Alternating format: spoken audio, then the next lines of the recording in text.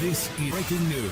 Introducing K-pop's new group VVS, who intend to evolve the genre. The act, helmed by hitmaker Paul Thompson, could append expectations of K-pop's sound and approach. Had my own vision for what I wanted to hear in K-pop, says Paul Thompson, an Italian-American who 11 years ago moved to South Korea from California to teach English, but has since become better known as chart-topping K-pop producer NZNC, and founder of NZNC Incorporated, an entertainment group based in Seoul. I knew no other company was 100% going to let me do the vision I had. It was time for me to try to evolve K-pop. Enter VVS, Thompson's newly formed group eyeing October for its official debut, and with 4 albums already mapped out. Embodying his love for the Neptunes, Timbaland co-producer Danja and singer-songwriter-producer Ryan Leslie, Thompson created a streamlined sound for the new act, which is named after the diamond category of the same name. I would say we're mashing up Ariana Grande's POV and Nicki Minaj. With 1 Japanese and 4 Korean members, VVS comprises Brittney, 20, the group's leader and English speaker, Ilee, 19, a rapper inspired by Blackpink's Jennie, Rana, 18, the main dancer who is musically influenced by Lauryn Hill, Ju, 15, the main vocalist who looks up to K-pop powerhouse Taeyeon, and Liwon, 15, a vocalist who admires fellow teen singer Kiana. For now, the quintet has daily rehearsals, vocal and rap lessons, and group workouts. As their debut looms closer, the members will move into a shared living space and add media training and language lessons as part of K-pop's famous trainee system. But unlike other trainees, the members of VVS will have had what Brittney and the girls call culture classes to dig into the roots of R&B and hip-hop. From the cultural beginnings to today where female rappers are able to perform on stage with such confidence, the fact that we are able to learn about the history of the OGs is really meaningful, Ilee says through a translator. We learned about female rappers at the start of the hip-hop industry, like Lil Kim, who influences me because she's very confident. Meanwhile, Brittney, who nearly abandoned her K-pop dreams after time training in 2 different agencies before joining NZNC Incorporated, pulls inspiration from an act closer to home. BTS came from a small company, she says. We come from a small company too, so I think there's a lot that we can learn from them. They're very hard workers, they put all their effort into their job, and when they perform on stage, they're 100%. I think their teamwork is amazing, so I tell my girls about them too. After initially moving to South Korea to teach English,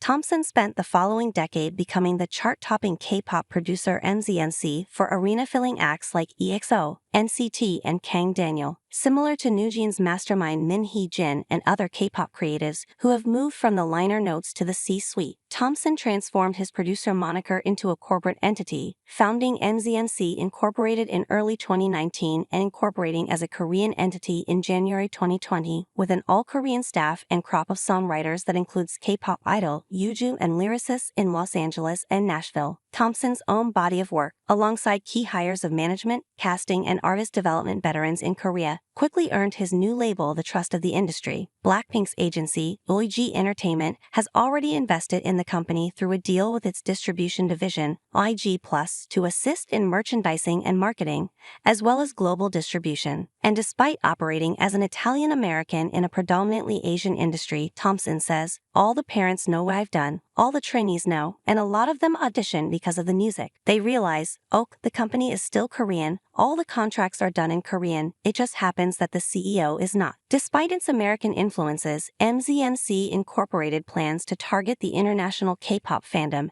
as well as the scene's core markets like Korea, Japan, and English-speaking territories. It's going to be harder for us to get across because all the big companies have way more money than us to put toward marketing, Thompson says. The best way we can market ourselves is to go through other channels where we don't have to put a huge budget behind that. That's exactly why he has made yet another unconventional move, welcoming Anderson Cooper to film a CNN documentary about NZNC Incorporated to air at a later date. Thompson believes embracing such an unfiltered approach during a time of creative experimentation points to the type of ambition needed to break through industry hierarchies. They're already going to be questioning if we're authentically Korean, Thompson says.